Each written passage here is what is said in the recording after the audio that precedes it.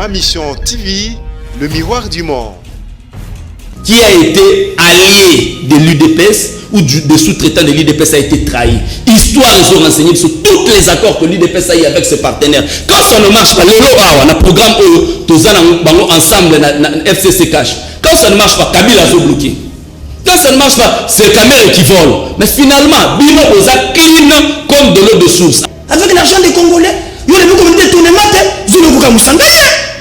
Et puis comptable à lobby, Mbongo n'est qui est belé. Soit sanctionné dans un CP, dans manque à humanisme, un chef de l'État vis-à-vis des voleurs. Il faut qu'il soit illuminé. Même si c'était son collaborateur. Il ne faut pas les Congolais comme des imbéciles. Ça, je n'aime pas. Ne nous prenons pas pour des imbéciles. Donc, j'ai compris l'espace on dit matin. Et pour Yoga, balobi que conservateur à remettre Mikanda Yabamapang.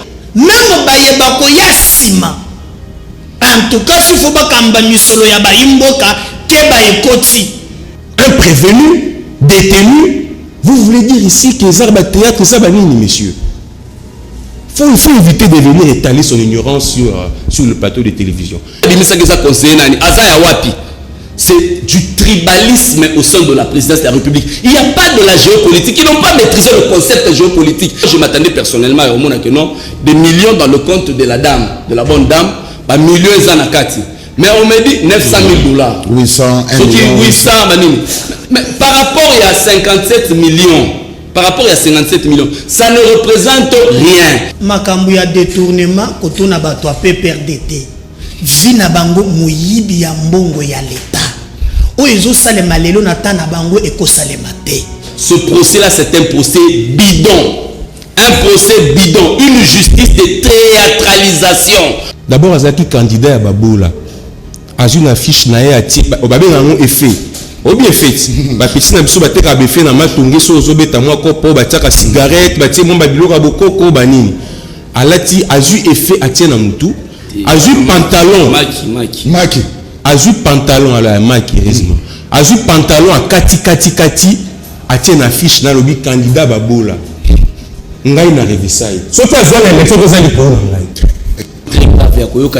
John Lungila, un journaliste qui s'est dit professionnel d'abord, a lobby que le programme du chef de l'État Batoubaïbi. Félix, même Jimmy Fan, ce qui programme est contre-productif, qui répond? C'est le gouvernement qui répond devant le Parlement. Mais si c'est le programme du président de la République, ça veut dire que c'est le président qui va aller répondre devant le Congrès. Ça veut dire que le projet, il y a un compagnie de l'Oromoté, soit à la qui procède. J'ai l'habitude de le voir avec ce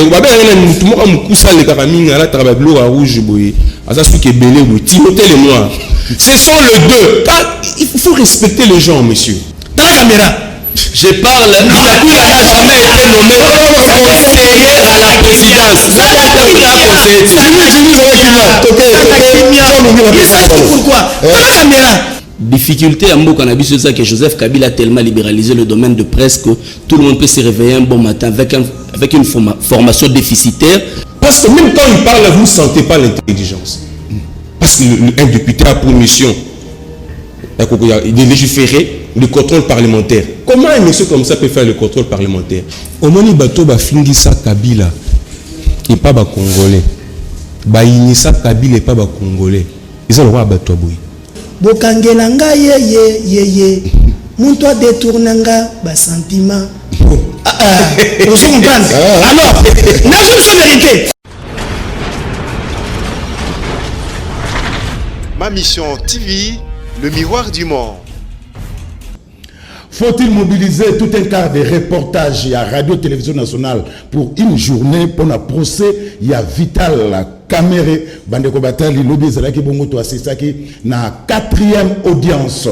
Il y a procès Oyo très médiatisé. Tout à l'heure, le match, il y a Léopard, na Banda Koutoukomé Koganga, ceux qui va bénir témoin.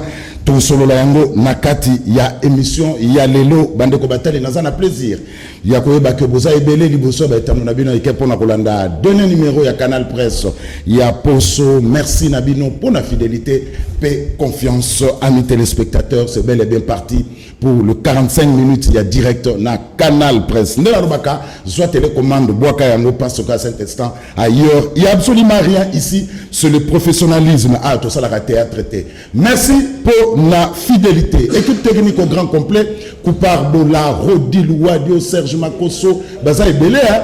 Serge Kouilou, Joël Pembele, bon, ça a déjà remis le plus au Kende, au Sosu Banga. Joël Pembele, Guy Poutou, le grand maestro Msimbi Amafinga, Tala équipe technique, Oeko Edenga Popo Landanga Bandako, dans de très très bonnes conditions, Boson Adabiso, à travers le monde, grâce, il y a ma mission TV, il y a YouTube, ma mission TV, il y a Bibi, Kapinga, amis téléspectateurs, Nazawana, pour nous présenter Bino Canal Presse à Mokola Lelo. Oyo, Nazana, plaisir Yaroyamba, Jimmy Kitenge, ya PPRD, Mbote na Yondeko.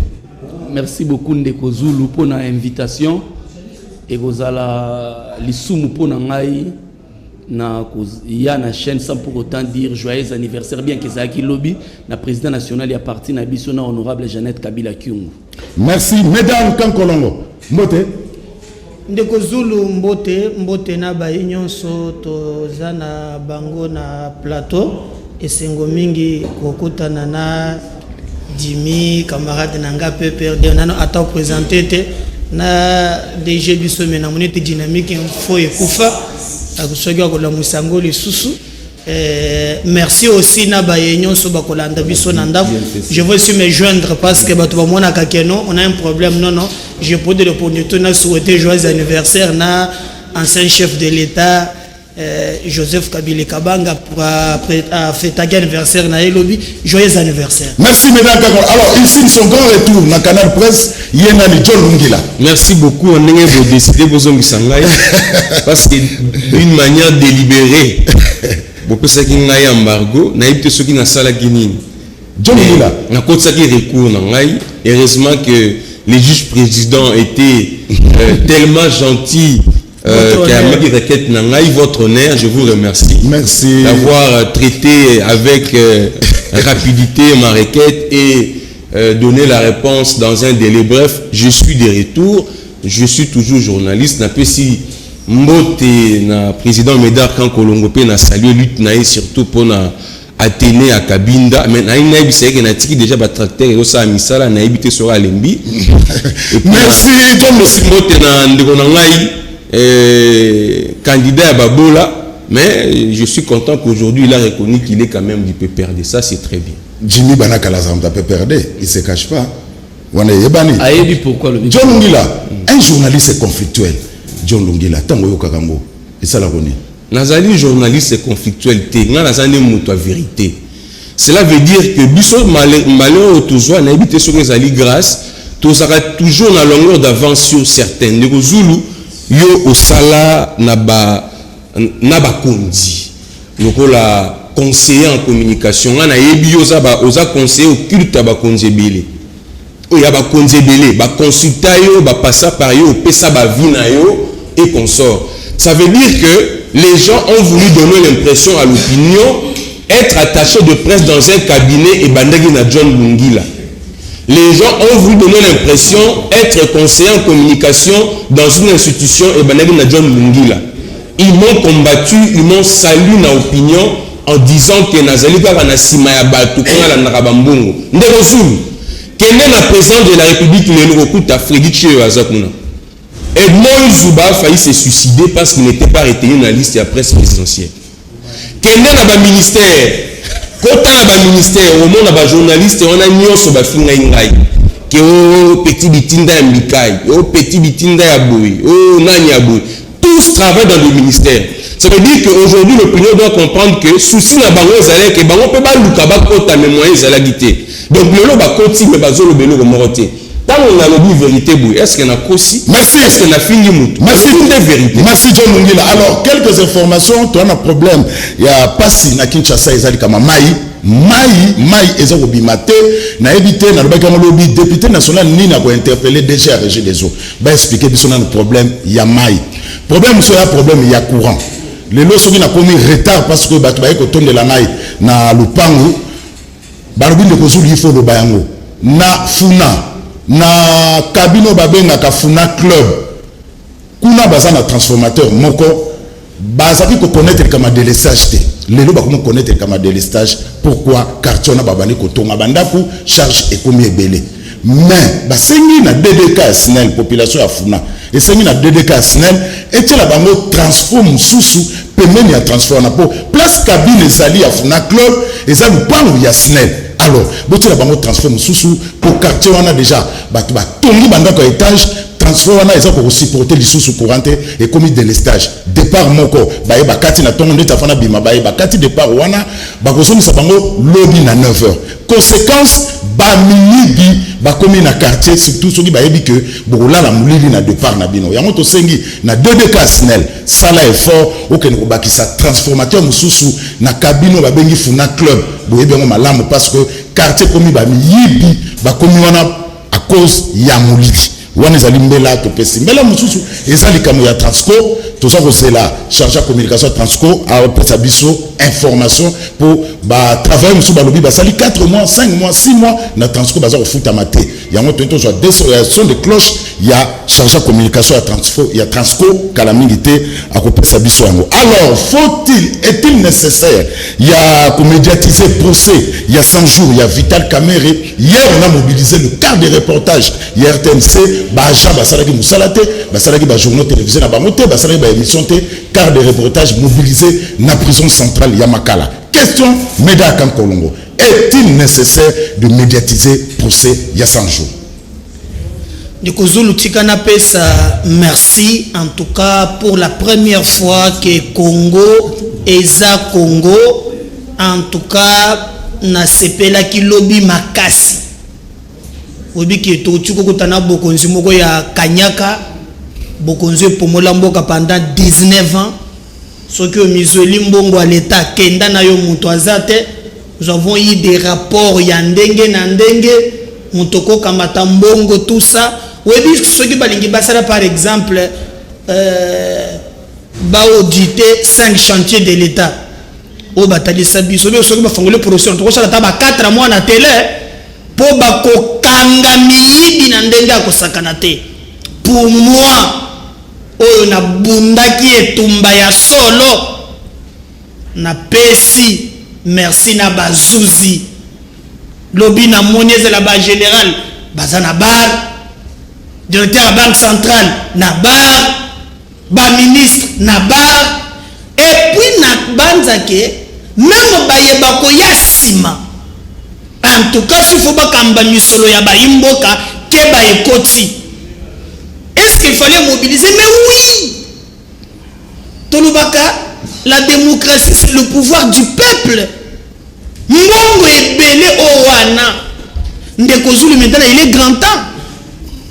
Tango na sepele on dirait surprise peu au memeki na John Lungila à l'époque tu allais peut-être 2 ou 3 makambo ezo salema lelo tango batozolo ba ke monter ça 55 bien ça 57 millions de yo mto ya mbangai to zala ke rwanda parce que monter ça 667 millions. Je te disais ça lobby pour les bimi mais le plus important maintenant le baga toujours quand je vais te montrer comment et que monto ya zu musolo akanga ma je t'avais dit que basonia c'est pas sengindo est-ce qu'on dit bakenga oh non tika et pour une collaboratrice c'est là de Kozulu c'est là collaboratrice oh j'ai ba millions na yo moyeba que c'est ka fanda kate tantôt na lemba tantôt na 10e riz balouga zo monate il ne faut pas les Congolais comme des imbéciles ça je n'aime pas nous ne prenons pas pour des imbéciles donc j'ai compris c'est pas sengindo on dit mate et pour yoka balobi que conservateur remettre mikanda ya ba mapango.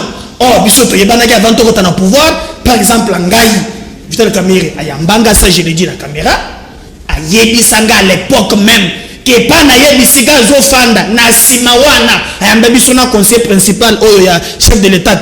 Il avait même vendu eteli na ye ya nsima wana place abandi kovanda na gb aza na orgama na to ebanaka très bien mais na moins de 100 jours oyo bamapango oyo bakomi koloba ebele biso tolobi eyali malamu eta moto ekovolue kofongola nteke ocomprendre que en tout cas félicitations à Bazouzi la 11 confrontation mbongo ya bakongolais ezonga na kesi kobosana te ministre ya justice sociale lobi que non basi bazongisi déjà 37 millions na kesi ya merci John Lungila mais na kotala ndenge tolandaki lobi parce que tozo commenter parce que ça public on ne voit pas le trace ya Vital Kamerhe oazwimbo jusque là to évolue non on l'a qui conseiller principalement la montée chargé à l'action économique ça c'est un détournement intellectuel.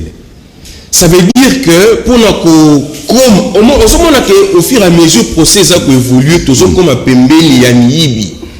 Ça veut dire quoi? La ligne répond à la question de Ndegomeda. Et nécessaire ma casse Ndekozulu. Parce que procès où Zali comme matérialiser vision à chef de l'État ou à état de droit. Yo Zali moi na mai na ngai, to liana yo, to betano ba cop, to betano ba campagne. Na parena mariage na yo mais ce que nous dans l'état na kokanga yo et cette vision chef de l'état est matérialisée et c'est ngeli ba caméra et sa peuple et en plus c'est ça procès pédagogique ça veut dire que yo yebi comme ministre au travailler na chez Tshisekedi et c'est ngeli tika moibi et c'est ngeli tika détournement à deniers publics pour ba kokanga yo troisième de choses ezongi seli justice valeur na yango na moni ba gouverneur le tout puissant bato baza la puissance financière ya Congo o ba benga ba excellence ba honorable na mboko to ebika ba bato bazaka na valeur bato sengeli ko banga za ba excellence ezala ba honorable mais aujourd'hui votre honneur regardez même bazolenga j'ai vu deux ministres en train de trembler devant la justice yebisanga papa Raphaël paix à son âme on a outé kotika biso avant de ramener na bandal na banlieue azana na mbongo belete azana ba villa te azana rien mais azali mosali ya l'état ça veut dire que bato bazali na ba mapango ba mbongo ba nini ça veut dire devant ba congolais baza sous na valeur te ata bozana ba villa ata bozana ba voiture ata bokendaka poto ata bobala lokola à l'américaine bozana valeur devant ba congolais te procès fallait ça médiatiser mais pour poser la question seulement la indice à détournement te papa vous pouvez imaginer les directeurs généraux et à contrôle à marché public à lobby à tikala jamais pour valider contrat wana ils ont lié République démocratique du Congo na Samibo na Ousmane ça veut dire na Congo projet nyonso o ezali qu'on faire bénéficier dans l'état congolais un patrimoine ou quelque chose et c'est une direction marché public et sa autorisation bazo autorisation t ça veut dire que si l'élo va engager l'état na ba dépense à l'état avec un monsieur autorisé contrat exacté traçabilité exacté vous avez suivi Bitakwira le ministre qu'on a cité inutilement. Vous avez suivi Kangoutia, vous avez suivi Thomas Louaka, vous avez suivi tous ces gens que Kamerhe a cités inutilement. Cela veut dire qu'il y a détournement Ezali. Et vous avez suivi le feuilleton de la famille. Vous comprenez que la mafia a tourné autour, l'Union pour la nation de comédie du Cameroun, c'est un axe du mal. C'est un réseau de mafieux. Ils ont détruit ce pays, ils ont volé ce pays. Et il faut qu'ils soient sanctionnés dans ce pays. Manque il y a humanisme, un chef de l'État vis-à-vis des voleurs. Il faut qu'il soit inhumain. Même si c'était son collaborateur, il est inhumain. Il est méchant. Merci. Pas comme ça jusqu'à la fin. Moi, je l'encourage et je le soutiens. Merci. Jimmy Kitenge, est-ce qu'il fallait qu'on assister à Babilo Kolokola, tout soit qui $800 000 na mariage, tout soit qui 4 jeeps? Est-ce que le peuple congolais en a besoin de Biloko wana? Merci beaucoup Ndeko Zulu pour la parole. J'espère qu'au Pesanga même ta d'antenne. Oui, même ta d'antenne. C'est vraiment une aberration très grave.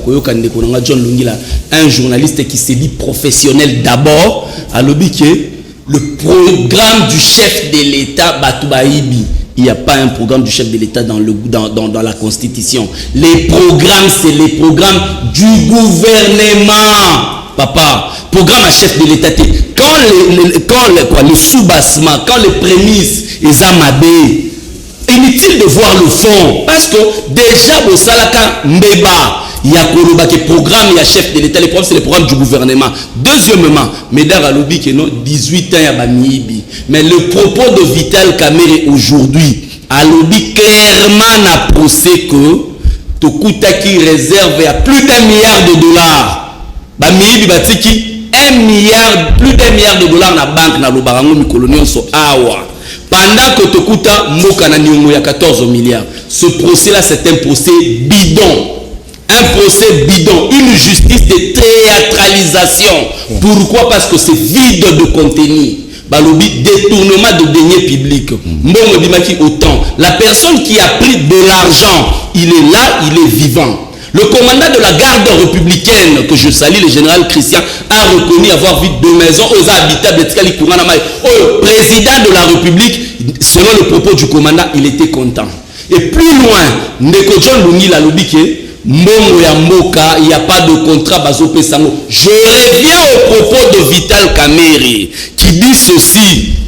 Le 24 décembre, soldats, policiers, Azana Tchakoulate, Yakolezate, Yakomelezate, à ABC Vital Kamerhe trouve des solutions. Le même jour, on livre les manger pour le militaire. On commence par la garde républicaine d'une valeur de $9 millions par l'entreprise Safrimex.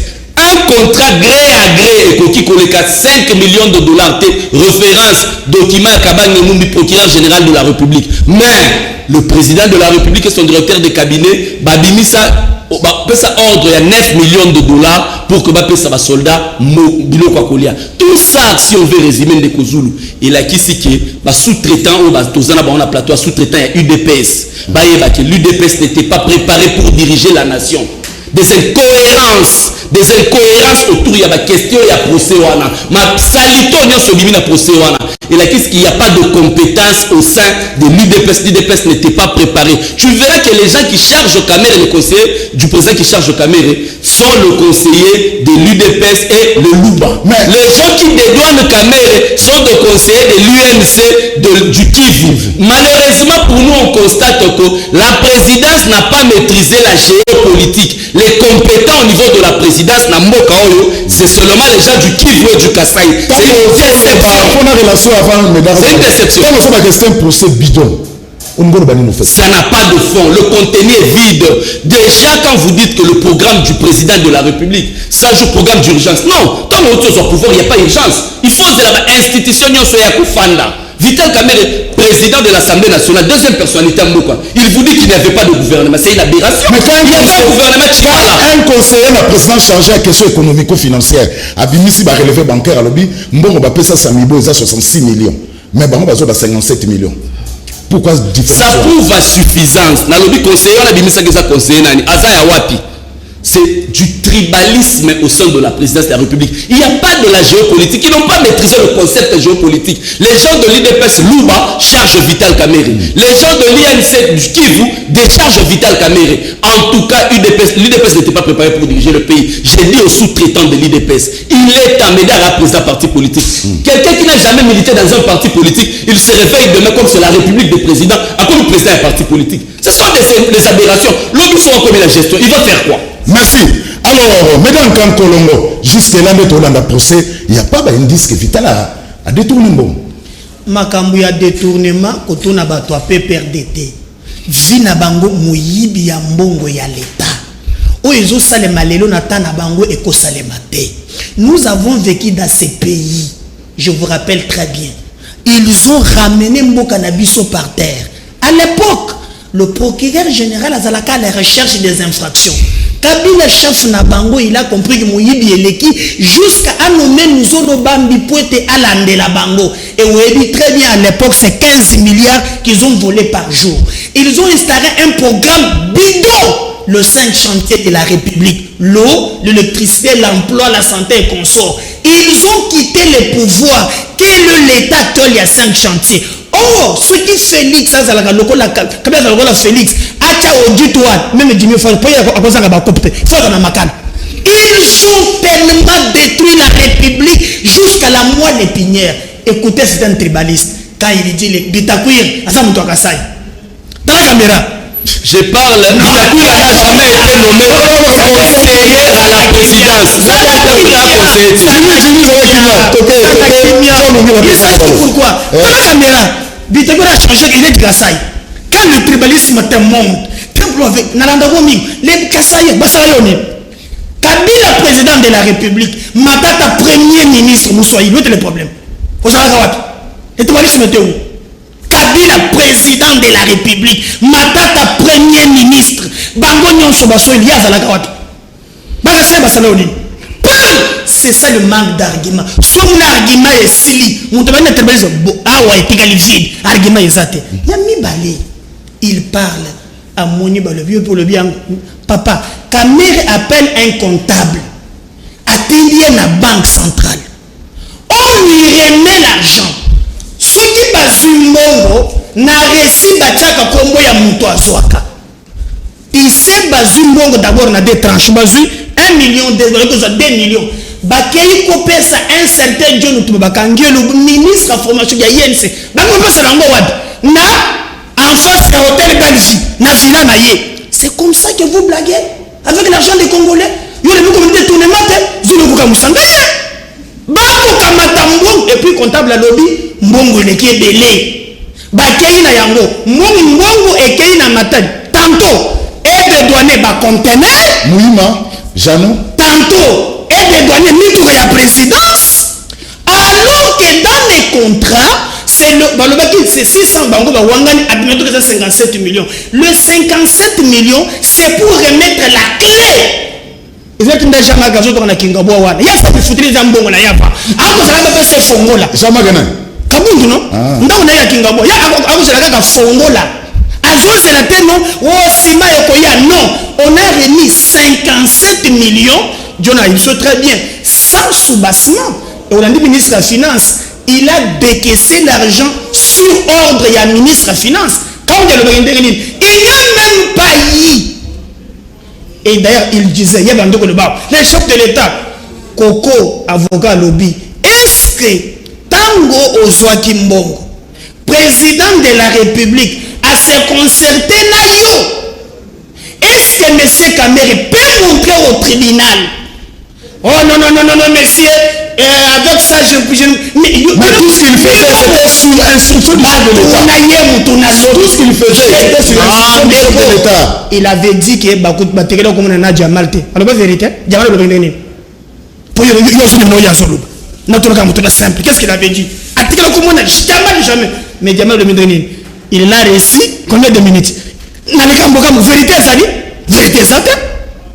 Balobaki lobby. Que moi na batu ya Jean Benden azalaka na makambute Jean Benden nani souverain premier et puis il faut bana bayokaka omoni banzem bamizem azalaka ba prophète bolobaka makambo ko sele malobi bokangela nga ye muntu a détournanga ba sentiment vous comprenez alors na je vérité ba yaba makambo ba ko makambo ta lelo ata presse na lobi nzembo jip bokangelanga ye muntu adetournanga ba sentiment muntu zwinga manachilu bato la lingana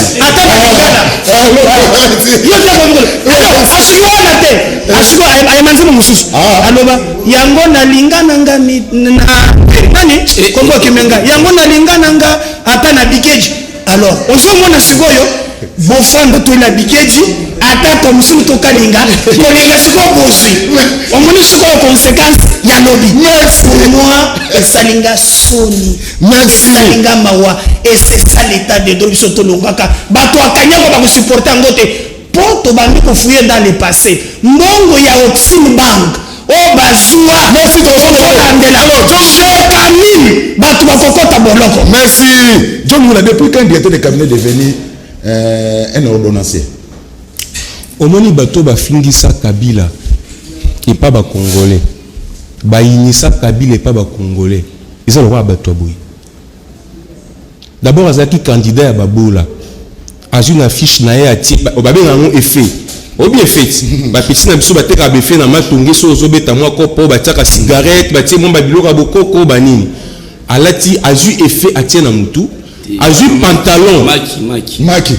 A eu pantalon à la maki réellement. A eu pantalon à kati a tien affiche dans le but candidat Baboula.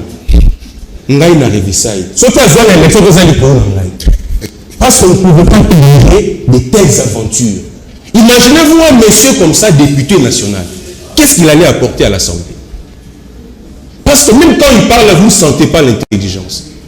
Parce qu'un député a pour mission de légiférer le contrôle parlementaire. Comment un monsieur comme ça peut faire le contrôle parlementaire? Il a en face de lui Matata Pogno. Et un monsieur comme ça peut vraiment lui poser des questions pertinentes. Est-ce qu'il peut proposer à la République une loi? Un monsieur comme ça, vide à l'intérieur. Il n'y a rien à l'intérieur. Il parle d'un procès bidon. Est-ce qu'il comprend ce qu'il veut dire? Un procès où vous voyez la justice congolaise, il y a instruction, les noms vont passer dans Moussala, il y a des dignitaires de la République. Le numéro 1, il y a sécurité à Mokonzi Mboka. Proche collaborateur chef de l'État convoqué, entendu comme des témoins, les directeurs de cabinet, un prévenu, détenu. Vous voulez dire ici que Zarba Théâtre, ça va venir, messieurs. Il faut éviter de venir étaler son ignorance sur le plateau de télévision. Et puis j'ai doute fort, il a évité. La dernière fois que vous allez lancer la PPRD, c'était quand? Parce qu'un monsieur comme ça, vous en a PPRD. Au PPRD, on ne peut pas. D'abord, la PPRD, il y a une instruction. Il y a une instruction qui interdit à tout le monde, au cadre du PPRD, de parler. Est-ce que c'est ça? Est-ce depuis quand un directeur... Ça veut dire on peut perdre. Après, on va à PPRD, mais à l'équipe, c'est pourquoi on a une situation. Est-ce qu'on a été dans le FCC. FCC, ça m'a bêté. FCC, ça m'a bêté. Mais il y a vous comprendre, FCC pour ne pas se protéger. C'est le même aujourd'hui, la cache, on commence à détecter des voleurs. Mais pour ne pas se protéger. Est-ce qu'on va dire qu'aujourd'hui le cache est mauvais? Quand on voit les comportements des uns et des autres. Non, il faut, même la loi dit les infractions sont individuelles. Là où Kabila a fait le mal, il faut dire Kabila a fait. Là où Félix a fait, il faut dire que Félix a fait. Aujourd'hui, ce sont les collaborateurs du chef de l'État. Au bazar trempé. Mais est-ce que ça peut engager le chef de l'État? Même pas. Quand on dit sur l'instruction du chef de l'État, ça ne vous donne pas un mandat criminel. Quand moi je vous instruis, le français trop. La pression pour na pression mandat que nous comme criminel, comme détourner, copier. Ça veut dire que projet il y a comprendre le lourd morté. Soit à la nagi procédé. J'ai l'habitude de le voir avec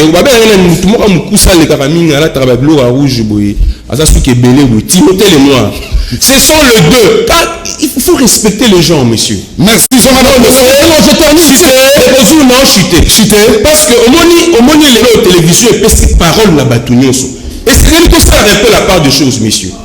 Vous avez en face de vous des responsables qui travaillent, qui sont payés et vous dites que Bana Bitinda.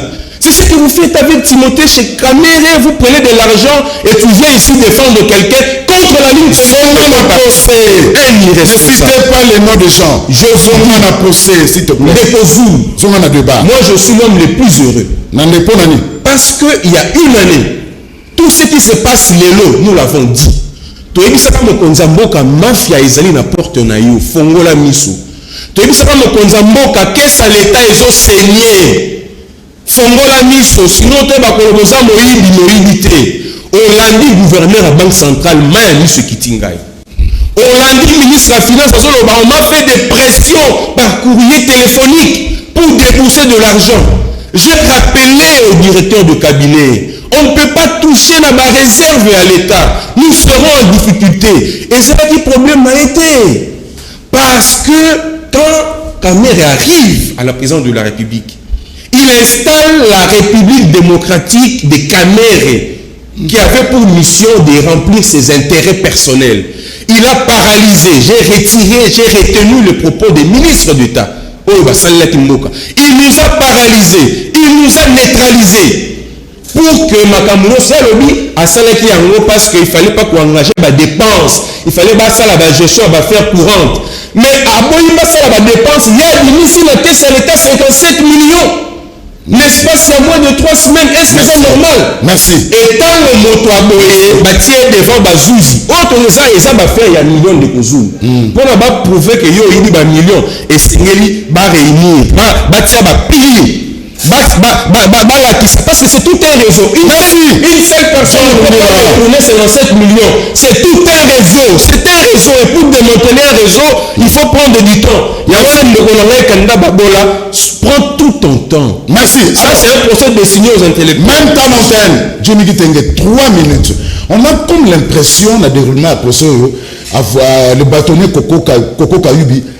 C'est comme ça, ça a besoin de publier Vital Kamer. Merci beaucoup Ndeko Zulu pour 3 minutes. Je ne vais pas tomber dans des injures faciles. Difficulté à Mbo Cannabis, c'est ça que Joseph Kabila a tellement libéralisé le domaine de presse que tout le monde peut se réveiller un bon matin avec une formation déficitaire. Nous avons commis journaliste. C'est ça la réalité de notre pays. Nous avons plus de 500 chaînes de médias, plusieurs radios. C'est comme ça que tout le monde est devenu journaliste. On ne peut pas me dire aujourd'hui sur un plateau de télévision, là, Azalaï candidat Babola Atiaki Maki pour Narukosa. Non. Même le Christ pour racheter nos péchés, il a pris la posture d'un pauvre. Tout simplement, le concept Yanga et affiche la campagne, c'était pour dire à tout ce monde qui font le petit boulot que les élections vous concernent. Et Nayebi, la facilité chez nous peut perdre, c'est que tous allons former. Nous avons ce qu'on appelle l'école du parti. J'avais un projet de loi, une proposition de projet de loi où il y a pour ça en sorte que va s'organiser en mutuelle pour que Bazala ait accès à crédit. C'est ça en fait le concept. Quand on ne comprend pas le concept qu'on est juge dans les réseaux sociaux, c'est comme ça qu'on peut réagir. Mais déficitaire sur le plan, il y a matière journalistique. Je dirais à mon ami Médard Kankolongo que j'aime bien que ça la allusion à Bitakwira. Bitakwira n'est pas de la présidence de la République. J'ai dit ceci, quand vous prenez les mises en place qui a été effectuées au niveau de la présidence de la République, la plupart, en tout cas 80%, il y a des membres qui ont composé cabinet, c'est 2 provinces, les Grands Kasaï et les Kivu. Malheureusement, on est s'entretuer. Je ne cesserai jamais de le dire et je le répète encore. Le programme 100 jours du chef de l'État. Déjà, le concept des programmes 100 jours du chef de l'État est allé vide de contenu. Parce que c'est le gouvernement qui a la responsabilité d'avoir un programme. C'est le gouvernement qui se présente, l'Iboso élu pour proposer le programme et ils allent valider. Ce qui programme est contre-productif, net il va détourner mes salami selon Bango. Ce qui programme est contre-productif, qui répond? C'est le gouvernement qui répond devant le Parlement. Mais si c'est le programme du président de la République, ça veut dire que c'est le président qui va aller répondre devant le Congrès. D'abord, quand le prémisse Amadé, inutile de voir le fond. Ce fond-là, nous n'attendons pas un procès spectacle comme on est en train de nous présenter. Coco Kayudi a dit que non. Il appelle l'épouse de quelqu'un, il appelle l'enfant et consort. Moi, je m'attendais personnellement au monde que non, des millions dans le compte de la dame, de la bonne dame, par millions et zanakati.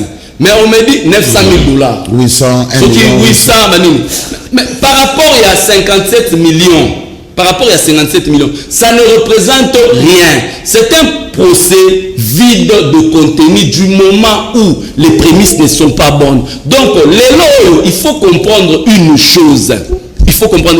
Tout celui qui a été allié de l'UDPS ou des sous-traitants de l'UDPS a été trahi. Histoire, ils ont renseigné sur tous les accords que l'UDPS a eu avec ses partenaires. Quand ça ne marche pas, on a un programme ensemble, FCC Cash. Quand ça ne marche pas, Kabila a bloqué.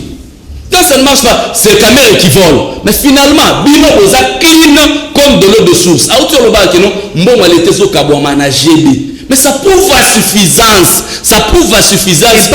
Écoutez, laissez-moi finir au Lobaki. Ça prouve à suffisance que l'administration au niveau de la présidence de la République, ils ont fonctionné. Imaginez qu'on nous embarque dans un programme il y a 100 jours, caméra le bien, programme il y a 100 jours. On nous parle de la gratuité de l'enseignement. Mais 80% Kangoudi a l'obiango, caméra l'obiango, baza na disponibilité, ya kofuta kaka 2 mois. Et pas enseignant, 2 mois. Le reste, il y a la Banque mondiale appelle ça bango. La Banque mondiale, premier pourvoyeur, il y a moyen Banque mondiale aux États-Unis. Premier pourvoyeur, il y a OMS aux États-Unis. Premier pourvoyeur à Nations Unies aux États-Unis. À combien qu'on s'est retiré? Maintenant, votre programme, il y a gratuité. Et on ne peut pas gérer un pays tout en dépendant de l'extérieur. On ne peut pas prendre un programme au tiers Nanzila, au tiers pour appliquer un mot. En dépendant de l'extérieur, c'est une aberration. Merci. Ça prouve la suffisance que Bandeko préparé. Merci. Alors, dernier tour à table, mesdames Kankolongo, Ndenge Ozo, Omoni Proso, Babi, rendez-vous le 11 juin, jeudi prochain pour la plaidoirie. Demain, nous allons selon mesdames Kankolongo. D'ailleurs, Medimi, il se contredit. Azopé a tantôt raison. Il faut contrôler l'administration est paralysée. Mais qui s'occupe de l'administration de la présidence? Je n'ai pas dit l'administration. C'est le directeur de cabinet. Roland Démission. Tu as dit l'administration est ici. Donc, quand on voit le directeur de celui qui est dans l'administration, il y a un sous raison. Ça, c'est un. Bébé, au lobby, Bazelaki, FMI et Banque mondiale, non. Je vous rappelle pour une histoire. Ce qui est FMI et Longwana Mboka Nabiso, c'est à cause de Nabino. Avec le premier ministre Madata, le PECD, Naba gestion au PECD, il y a carré minier. Boyiba tellement bon bébé que Bandouya FMI Balongwa. Non, c'est très important pour l'histoire. Il évoque des choses très importantes. Ce qui Banque mondiale, FMI Balongwa na Congo, et à cause avec le PECD à Matata Mpogno, Tango Boyiba carré minier. FMI et lobby on a vu ce qu'on appelle le port Itié. Batali Bamouni, Batogo Yiba Mbongwe, FMI et Longwa. Donc, vous dites que non, et ça pour Nabino. Et puis, au lobby, Likambo Moko Oyo, et Kamusinga, au lobby que non, au Lingaki, au vote là pour petit commerçant, mais ça n'a rien à faire, mutuelle. Là, je t'en félicite. Mais famille politique, c'est vide de décret. Vous avez au jour d'aujourd'hui, Botiki Bisso, 80% l'informel, et puis John, au lobby, au Tanga Matata, Mponyo, Tanga Matata, Namona Bukangolon, Zombo, Nabiso, Kenda, Namona Kayozo, Bandal, Kendo, comme un stade de Mouzoulou, le stade où on a été. Matata, je l'ai bon. Il est là, s'il a été 1000 écoles, place au lobby, qui est dans Zombo, de la Wana, à Tchaba Fondation, et l'ocalité, Kotanga Wana, Tawana, Pe, Magambose, mais ils ont le procès, c'est pour vous dire que c'est très grave ce qui s'est fait aujourd'hui. Et moi, je pense au jour d'aujourd'hui. Pour le but que Togomi Kochité n'a félicité au moins pour la première fois vice-premier ministre, ministre intérieur. À quoi ici, dans le Belaki, à Angwa, Bondelaki, Likamboyo, au Monina, commune à Kishasa, Kabinda, Plateau, Balingi Bacha, Wenzewan, Nakatikati Yabato. Je vis le bourgmestre, je me suis opposé à ça. Et quand nous continuons aujourd'hui, Namoni, vice-premier ministre, a annulé la décision Yangobila. Alobi Fongola na yo Zando. Mukanu na yo wana ya kokangaka Zando. Bato peut perdre. Ok, ndeko tia 30 000 familles. O paralysé bango pour na ba intérêt na yo vice-premier ministre quoi ici c'est que baeba ko kambela zone na procès na féliciter na monika na procès ndeko na ngai procès na koti ko pesa biso to za bilenge wa leçon à tirer na procès wana voilà na moni Jonazawa amemi mama afandi wana totika kako to sali bota non c'est vérité loba procès papa ndeko zubi matabana na yo leçon ko tirer yango na procès. Comment on calling net papa caméra za la kolobi wana babenga mama mwana Jean Bedel Soraya babeng et yoko dimi azolo bo to monaki mbongo ya ebelete 1 million za mbongo muke ba to peut perdre 1 million dans un pays où le peuple vit moins $1 par jour alors que 1 million za muke na même montant avec si 464 000 beaucoup comme Musanga inde bo mesana na mbongo et million ezali ebele kolobake na procès to zeli les 11 confrontations et salama en respectant aussi droit et à défense c'est-à-dire ceux qui ne kokamere amiyebi na yeke aza na ye innocent batika niye mais ceux qui allait plonger il est grand temps que la vérité éclate au 15 jours. Merci. Alors, bandeko na biso bandaki komitungisa. Boyebake na kabinda plateau bakocha wenzete parce que vice premier ministre auchiko koisa mukano wana batu nyonso bakosa yo. Merci mesdames kabinda tepo kozonga na sandu. Merci John Ngila. Tozela nini na suka procès. Non, procès oyo eza procès moko ezo kende mulai pamba. Oui, parce que Moïbi ayebi kaibaki. Mais azotanga batu pamba pamba. Omoni tusora kange Moïbi. Agoyi kotanga bakoma mo beka ezo bimaka pona kobanga.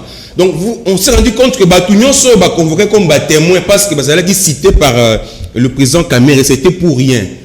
Parce que bango baye sous ko enfant donc ba beti penal sous makasi et sali pensation. Moi je pense que la présidence de la République, nous avons compris que une année oyo ezala ki nangora perto futi batu mbongo pendant une année basaleli na bango mbokate.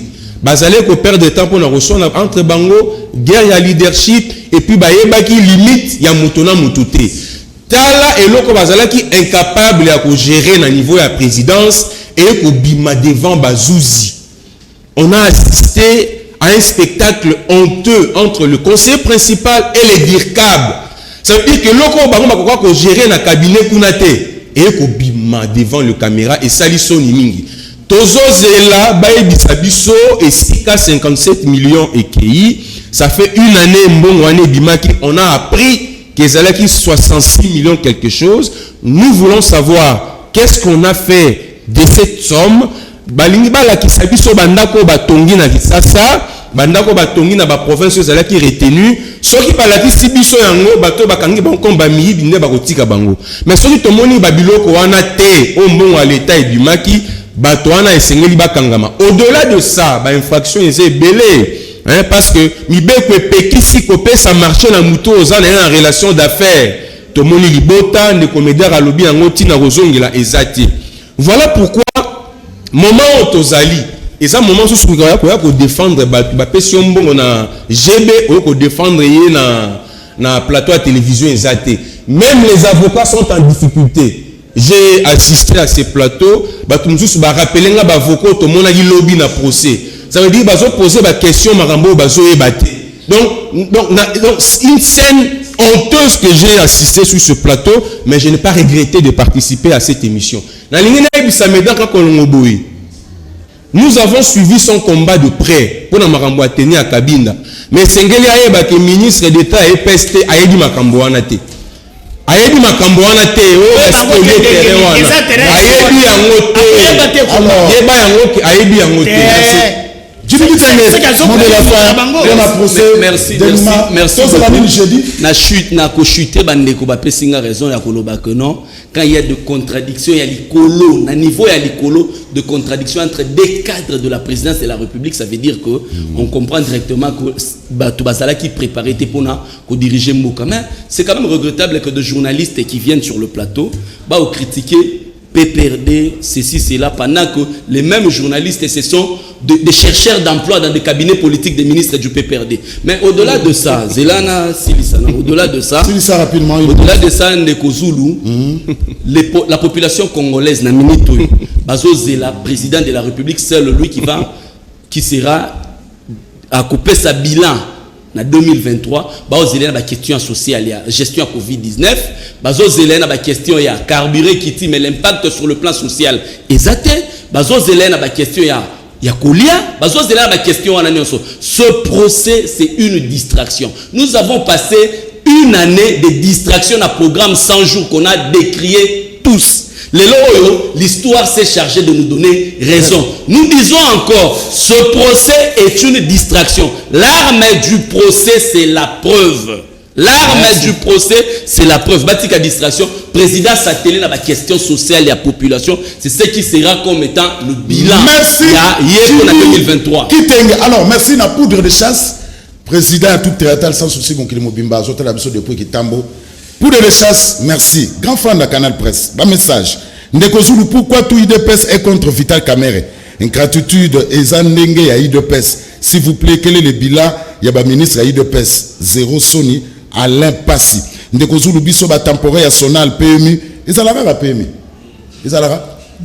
Biso ba temporaire national PMI 12 ans sans engagement, 5 mois impayés au juste des années. Canal Presse na matete administrateur azo senga biso 1000 fois. Oh ba bloko ya meda en Kolongo. Na matete administrateur azo senga biso 1000 francs na chaque messa pour que ba désinfecter wenze. Bolo bela likamu oyo soki opesité bakangi o biloko. Ah ça ce n'est pas normal. Ya ntolo ngangé buku messa matete. Ososuni musala. OK. Kuna na matete ba osenga 1000 francs pour ba désinfecter so opesité bakangi o biloko. Transcope moyen te. Ya ntolo ngangé oyoki ya pour ososuni musala take buku messa matete. Canal Presse, c'est important. Procès à Vital Kamerhe à la télévisée, c'est pédagogique. Bato FCC, Bayuka Katsonité, Napasi, Batika RDC, Bazaba courageux. Ndeko, bonjour, Aimé Sang depuis Massina Cartova, Basalela Presse à Kulumba, bien, mais Batou Bazo si la moyenté, Zo Sengaba, Tiango Badodan, na lumière publique. Canal Presse, tous en associate Moko, et ça sur avenue Luanza, na commune Yamakala, ba policier bazo menacer population Makasi, Ernioso, Bouyebisa général Kassongo Akita, ba identifier bango, nanu ba éclaireur ba leki mingi na associate yango, ba message belé lelo Serge Makoso. Ndeko Zulu, tout na batu ya Transco, batu oyo basala test il y a 2014 bazwa basala te son na bango ezanini parce que depuis masina oui nazana na droit de réponse moya Transco batindelinga na temps na suka. Ndeko Zulu, je suis fan du Canal Presse. Le procès de l'évêque est prévu pour quand? Je crois le vendredi. Ouais, le 25. Le 5. Le 5 juin. Distraction. Ah, le 5 juin. Distraction. Le 5 juin. Distraction. Le procès cas, où en sommes-nous avec le procès de 100 jours, Rosny Elenga, Wapoume depuis Braza. Procès de 100 jours, papa. Au télégramme, on l'obité. Car des reportages, 20 heures, la prison centrale à Makal. Ndeko Zulu, mais pourquoi président Félix Azolongo la DG y a régi des OT alors que Biso population toujours c'est la Jérémy Kaba. Là on comprend des terres, il y a déjà régi des OT, on comprend des PT. Canal Presse, Boyebisa DG à Sona Hydroc, ex-Cohydro, à Foutaba agent, ça fait 15 mois tant où passe ces Amakasi, fan club à Canal Presse. Voilà, Ndeko Zulu, la mobilisation du cadre de reportage, c'est juste pour Nakou Kebisa Batunion au Batikali. Je peux avoir le numéro de Jimmy Kitenge, s'il vous plaît. Après, générique fin. Ou bien après générique fin, Jimmy a son numéro. Ndeko Zulu, papa Lobela Bisso, veuve militaire, Tozo Futama, 30 000 francs, mais Yoka Bamonta Oyo, et Zobimana procès à 100 jours. Vraiment, papa Lobela Bisso. Vous avez la raison. Vous avez vraiment la raison. Ndeko Zulu, ingénieur Mondomba. Ndeko John Lungila, Azali ko mérité te ba invitation na ba plateau ba télé. Mérité te point. Ah, journaliste Aroya. Celui qui sème récolte, Félix récolte ce qu'il a semé avec les FCC. 22 morts ne dit rien à la présidence. Basala Kakop Nando quitté. Base et Lobinini. Merci. Et ça Rex. Base de la Jégamine. Canal Presse. Ndeko Lungila a retiré Malobanaye. Bandal et Zabanliété. Marie depuis Bandal. Bandal va siliki à John Lungila. Artiste musicien Tonton Lai et Volo Kakoufeli Mama Kouloutou Naye. Ba condoléances na Tonton Lai. Tonton Lai. Na tranche musique. Voilà, tout de suite sa émission rapidement. Nanani à Transco. La situation actuelle ne dépend pas des dirigeants de Transco, c'est le gouvernement. Ce qui est vrai, on a payé la quinzaine du mois de mars avec nos maigres moyens. Il reste le salaire de mars, avril et mai. Par ailleurs, le DG et le conseil d'administration se battent pour que le gouvernement réagisse plus vite que possible. Nous avons 3000 agents à payer avec une recette journalière de 4 millions de francs congolais. Allez-y comprendre quelque chose. Le DG Blackson Boïka avait refusé d'envoyer les gens en congé technique depuis la prise de ses fonctions alors que toutes les conditions étaient réunies parce qu'il a toujours eu les soucis de pères et mères de famille qui sont agents. On a écrit au gouvernement, je vous envoie ça, nous attendons la réaction du gouvernement. Les agents souffrent certes, mais sont conscients de la situation professionnelle. Voilà pourquoi ils travaillent beaucoup avec abnégation, la direction générale et le conseil d'administration. Voilà. 6 mois impayés. Merci John Lungila, merci Jimmy Kitenge, merci Mesdames Kolongo. Merci Nabino Mandeko Batende Bozoko Kazorlanda Biso ezalaki Canal Presse ya suka ya poso lelo bolanda rediffusion na 21h30 car na Canal Kin bolanda na 18h na 23h na TNT sur Kin Actu et puis bolanda à travers le monde grâce à YouTube ma mission TV. Retrouvez Jacques Kalonji lundi, mardi, mercredi. Ngana Bino rendez-vous jeudi na vendredi na Kosi Pascal Niembo. Boutique à la malam.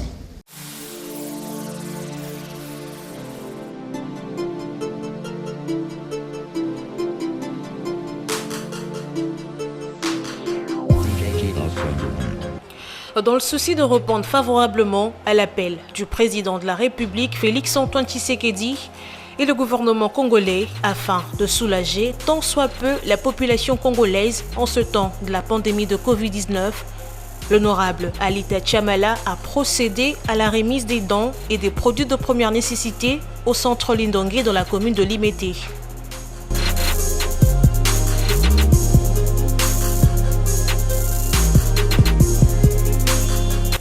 Toujours présent, mais représenté par Maître Frédéric Kwamba auprès du cardinal Fridolin Ambongo, l'honorable Alita Chamala a dans sa jupe vestiaire 3 conteneurs dont 50 cartons de mayonnaise, 100 cartons d'huile végétale, 200 cartons de tomates, 500 sacs de semoule, 500 sacs de sel de cuisine, 500 sacs de riz, 1000 cartons de savon Lecoq, 1000 paquets de jus, 1000 paquets d'eau de 75 centilitres et 1500 masques médicalisés, plus une enveloppe fermée.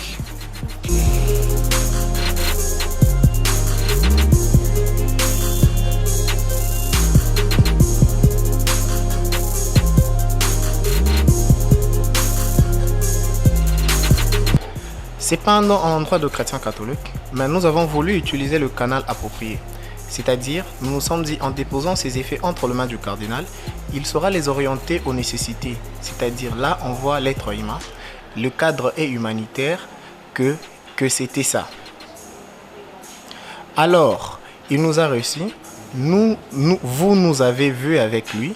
Je lui ai transmis le message de l'honorable Alita Chamala, qui a voulu premièrement le remercier et lui faire voir que depuis le 18 mars, après avoir reçu l'appel du chef de l'État à la solidarité nationale, il s'était dit que ces messages n'allaient pas passer parce qu'il fait partie de personnalités ou de compatriotes qui ne sont plus à présenter parce que ça fait plus de 50 ans que son nom est cité tous les jours dans le mécénat.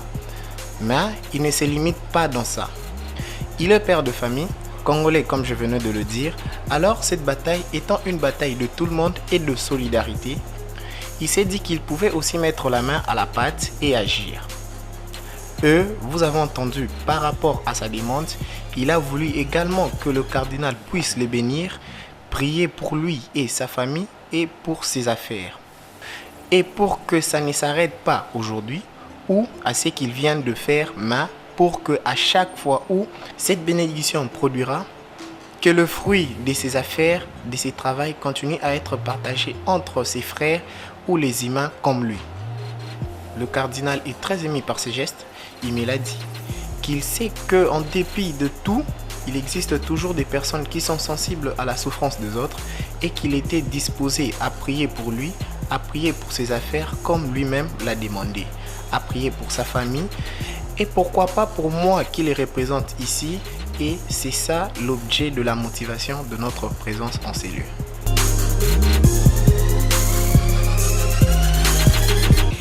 La déléguée du cardinal Fridolin Ambongo, la révérende sœur Kaline Mampouya, a également donné ses impressions. Cet avant-midi, nous sommes tous témoins de la grande générosité de l'honorable Alita Chamala, qui, à la suite des autres, a accepté de mettre ses moyens à la disposition du service de la charité de notre Père archevêque, pour qu'à son tour, qu'il relaie cette charité à ceux qui en ont le plus besoin. Notre mot, c'est un mot de gratitude et de remerciement, et nous rappelons que son éminence a rassuré qu'il allait prier pour tous ses bienfaiteurs, et particulièrement pour cet avant-midi, pour l'honorable Alita Chamala et tous ceux qui travaillent avec lui afin qu'il aille de l'avant.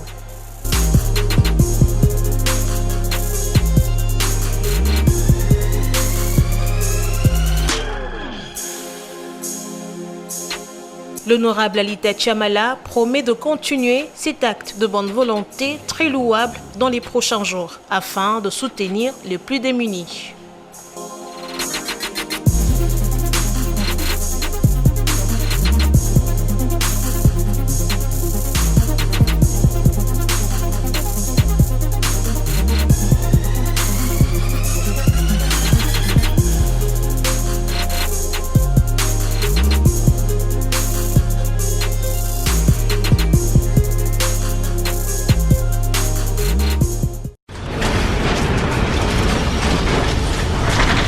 Ma Mission TV, Le miroir du monde.